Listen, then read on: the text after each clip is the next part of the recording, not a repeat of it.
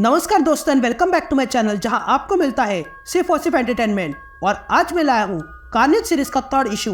तो guys, video पे नए हो तो वीडियो को लाइक कर देना और चैनल को सब्सक्राइब कर देना। तो यार, अब तक आपने देखा कि डिटेक्टिव शेड आर्टिस्ट को ढूंढने निकला है जिसने बहुत सारी किलिंग्स की है कार्नेज के लिए। तो वही कार्नेज ने हाइड्रोमैन को मारकर उसकी पावर्स छीन ली है और अब वो नया शिकार करने जा रहा है और वो है द स्पॉट। अब कार्नेज इन सब की पावर्स लेकर क्या करने वाला है ये तो आगे के इश्यूज में हमें पता चल जाएगा, लेकिन जो कुछ भी होगा वो बहुत बड़ा होगा। तो अब आगे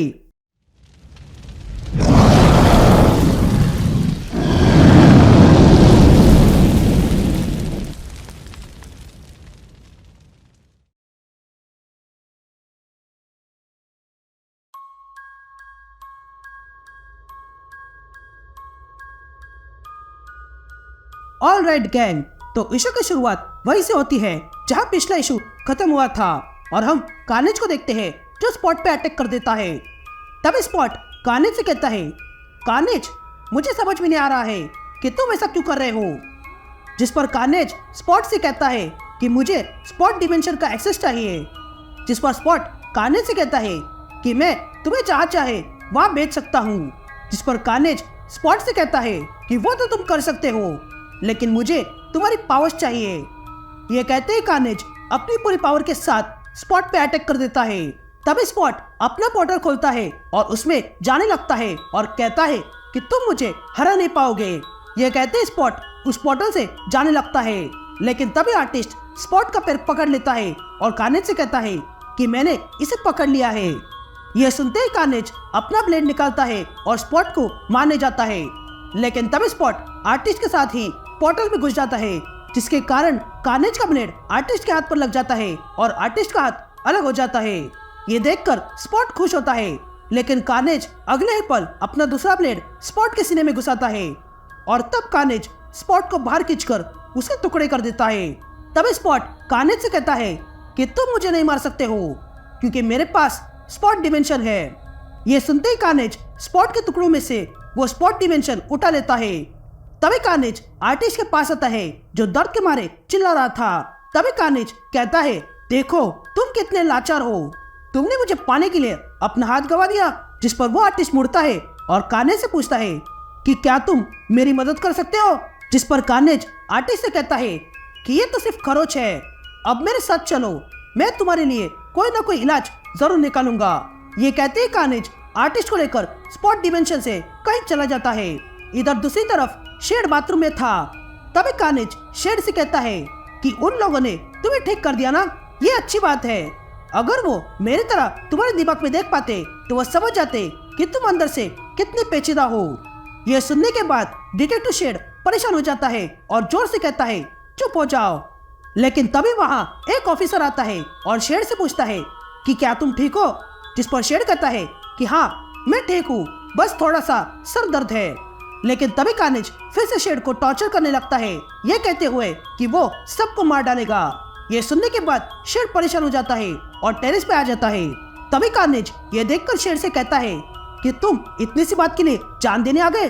जिस पर शेड कार्नेज से कहता है कि मैं कोई जान देने नहीं आया हूँ, यहाँ सिर्फ बात करने आया हूँ ताकि बाकी लोगों को कुछ सुनाई ना दे।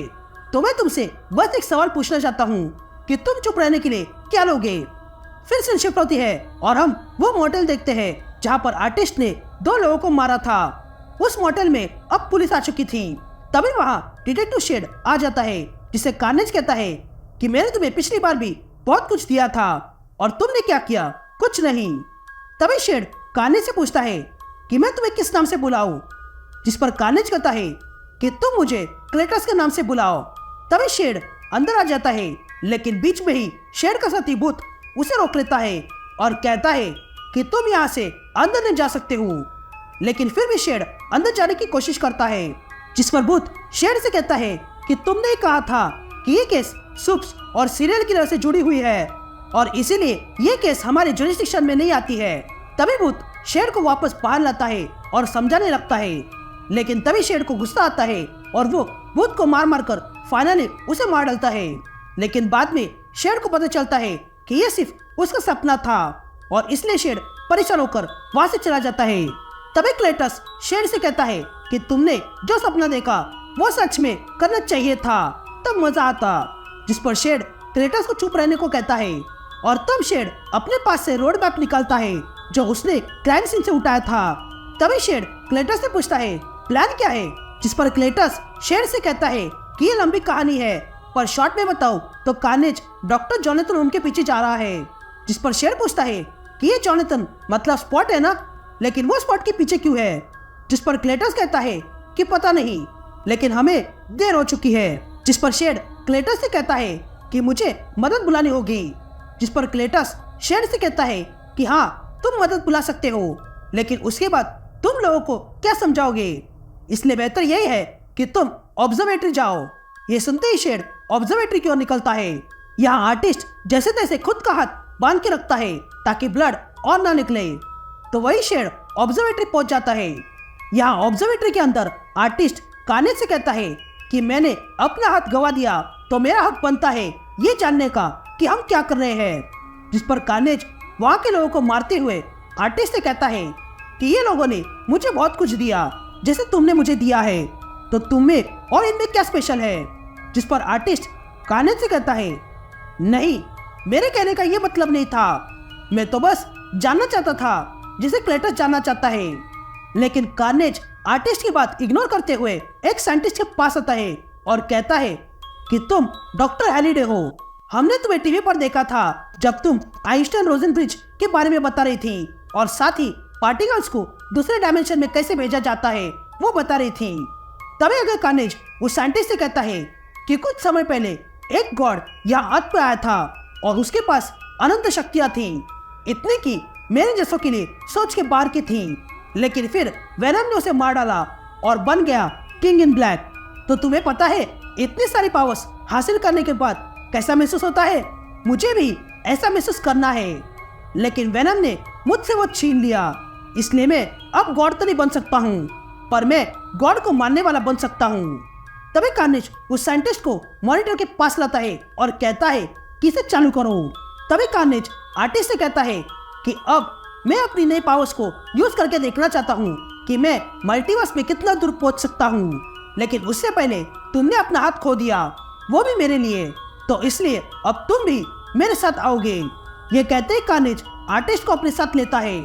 तभी आर्टिस्ट कार्नेज से पूछता है हम कहाँ जा रहे हैं। जिस पर कार्नेज कहता है कि हम गॉड्स को मारने जा रहे हैं। ये कहते ही वहाँ की मशीन ऑन हो जाती है और उसमें से एनर्जी निकलने लगती है, लेकिन तभी वहाँ डिटेक्टिव शेड आ जाता है और रोकने की कोशिश करता है, लेकिन तब तक बहुत देर हो चुकी थी और यहीं पर यह इशू कंटिन्यू होता है।